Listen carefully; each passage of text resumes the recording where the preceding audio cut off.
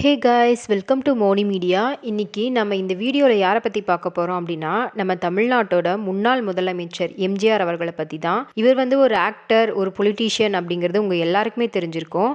ஆனால் இவர் சில படங்களை டைரக்டும் பண்ணியிருக்காரு. அவர் டைரக்ட் பண்ண படங்களை பார்க்கறதுக்கு முன்னாடி அவரோட லைஃப்பை ஒரு குட்டி ஸ்டோரியாக பார்த்துட்டு அதுக்கப்புறம் அவர் டைரக்ட் பண்ண படங்களை பார்க்கலாம். எம்ஜிஆர் அவர்களோட பூர்வீகம் பார்த்தீங்கன்னா கேரளா, பாலக்காடு தான். ஆனால் இவர் பிறந்தது பார்த்தீங்கன்னா 1917 ஜனவரி 17 ஸ்ரீலங்காவில். இவரோட அப்பா கோபாலன் மேனன் அண்ட் இவங்களோட அம்மா மருதூர் சத்யபாமா. அண்ட் எம்ஜிஆர் அவர்களோட ஃபுல் நேம் என்ன அப்படின்னா மருதூர் கோபாலன் ராமச்சந்திரன். இதை தான் ஷார்ட்டா எம்ஜிஆர் அப்படின்னு சொல்லி வச்சிருக்காங்க. எம்ஜிஆர் அவர்களுக்கு எம்ஜி சக்கரபாணி அப்படின்னு சொல்லிட்டு ஒரு அண்ணாவும் ஒரு தங்கையும் இருந்திருக்காங்க. எம்ஜிஆரோட 2.5 வயதுலயே அவரோட அப்பா தவறிடுறாரு. அது மட்டும் இல்லாம அவங்க தங்கச்சியும் ஏதோ ஒரு ஹெல்த் ப்ராப்ளம்னால இறந்துடுறாங்க. ஸோ எம்ஜிஆர் அவர்களோட அம்மாவால இவங்க 2 பேரையும் அங்கே ஸ்ரீலங்காவில் தனியாக வச்சு பார்த்துக்க முடியல. அதனால தன்னோட பூர்வீகமான கேரளாவுக்கு இவங்க திரும்பி வந்திருக்காங்க. ஆனால் அவங்க ரிலேட்டிவ்ஸ் யாருமே இவங்களுக்கு சப்போர்ட் பண்ணல. ஸோ இவங்க தமிழ்நாட்டுக்கு வராங்க. தமிழ்நாட்டில் கும்பகோணம்ல வேலு நாயர் அப்படிங்கிறவங்களோட சப்போர்ட்டால 2 பசங்களையும் வந்து ஸ்கூல்ல சேர்த்து விடுறாங்க. எம்ஜிஆர் அவர்களும் அவங்க அண்ணாவும் ஸ்கூலுக்கு போயிட்டு இருந்த சமயத்தில் அந்த ஸ்கூல்ல பாய்ஸ் கம்பெனி டிராமா ட்ரூப்ல வந்து ஜாயின் பண்ணியிருக்காங்க. அங்க இருந்து தான் இவரோட ஆக்டிங் கெரியர் வந்து ஸ்டார்ட் ஆகி இருக்கு. நம்ம தலைவர் கத்தி சண்டைக்கு பேர் போனவர் அப்படிங்கிறது எல்லாருக்குமே தெரிஞ்சிருக்கும். ஸோ இந்த டிராமா ட்ரூப்ல இருக்கப்பதான் அவர் இந்த விஷயங்கள் எல்லாத்தையுமே கத்துட்டு இருந்திருக்காரு. அது மட்டும் இல்லாம இவங்க வந்து பாத்தீங்கன்னா சின்ன வயசுலயே குடும்ப கஷ்டத்து காரணமா சின்ன சின்ன டிராமா கம்பெனில எல்லாம் நடிக்க போயிருக்காங்க.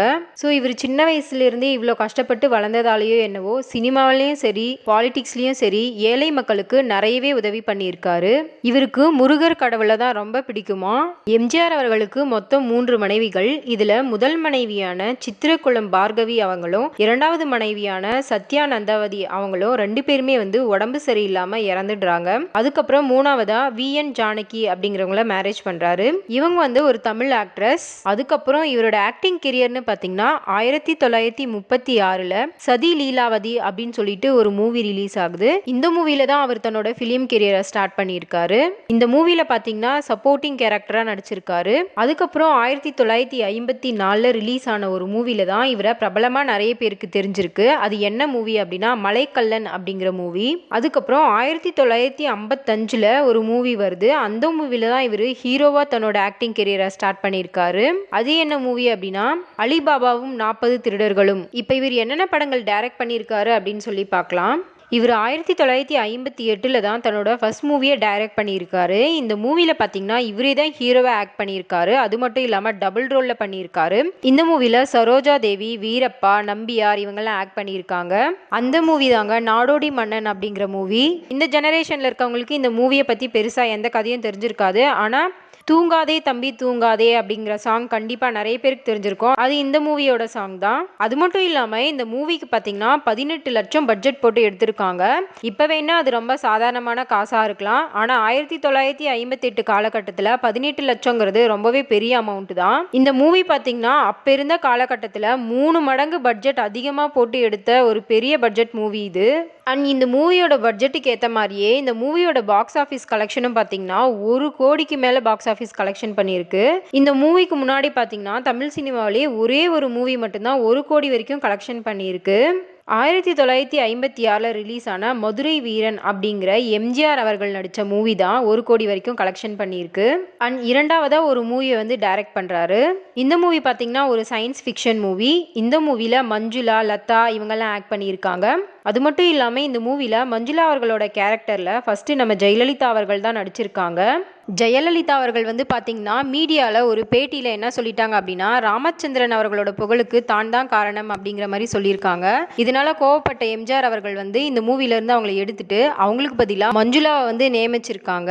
1973 மே 11ல இந்த மூவி ரிலீஸ் ஆகியிருக்கு. இந்த மூவி வந்து 200 டேஸ்க்கு மேலே ஓடி பெரிய ஹிட் கொடுத்த ஒரு மூவி.